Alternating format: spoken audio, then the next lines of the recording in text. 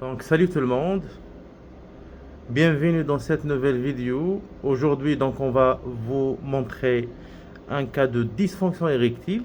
C'est un sujet de 28 ans. Donc on vient de terminer l'examen. Donc voici donc cet aspect spectral, cet aspect vélosymétrique, donc enregistré au niveau donc, d'artère caverneuse. Et on a enregistré d'autres spectres au niveau de la veine dorsale de la verge.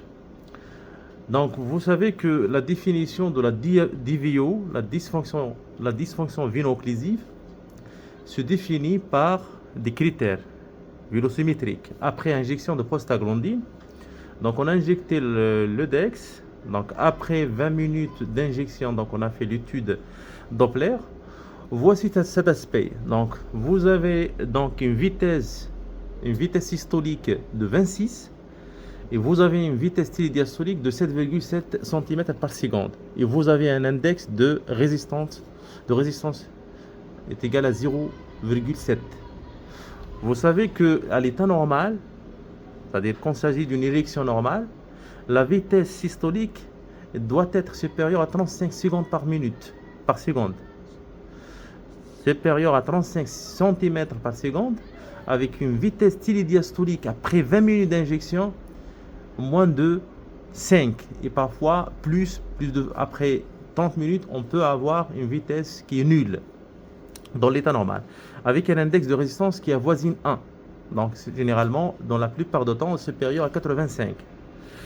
Le cas contraire, donc on vient de faire l'examen, donc au début la vitesse systolique elle était élevée, elle était à 42, la vitesse diastolique pratiquement 5,5 avec un index de résistance qui avoisine 1, donc 0,88, 0,89. Mais après 20 minutes, on a refait l'examen, qu'est-ce qu'on a trouvé? On a trouvé des signes qui plaident en faveur d'une fuite caverneuse ou d'une dysfonction veno-occlusive, donc qui est définie par un index de résistance inférieur à 0,86, chez qui on a trouvé 0,7, avec une vitesse systolique, la plupart du temps, moins de 25 chez lui, donc 26. Donc, à l'état normal, c'est à partir de 35, supérieur à 35, avec une vitesse diastolique qui est pathologique à 7,7. Et d'autres aspects, on a trouvé 8,8, on a trouvé 9.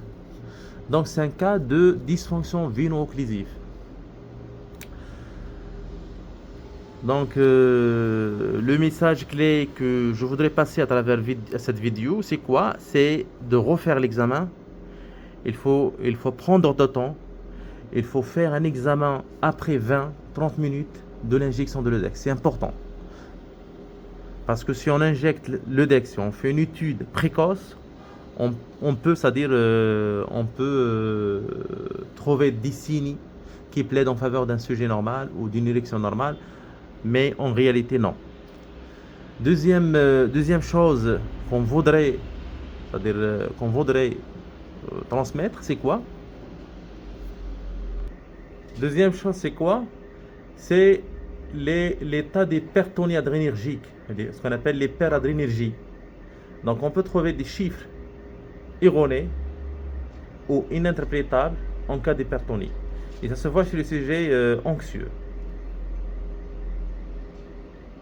Voici donc l'artère caverneuse.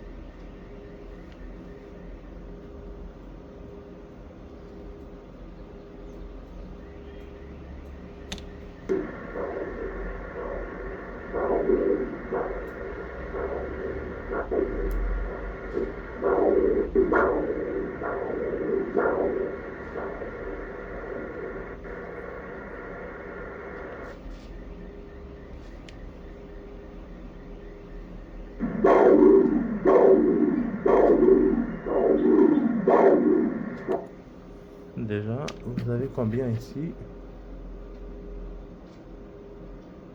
25. Ici 9,9.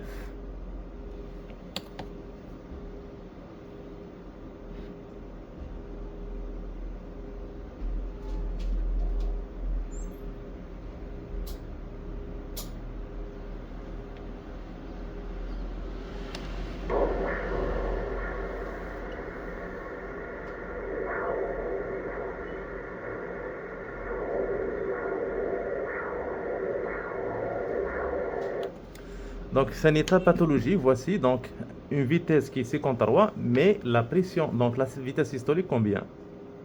19. Donc, le diagnostic de DVO, de dysfonction véno-occlusive, est confirmé, donc à 100%. Bon, merci.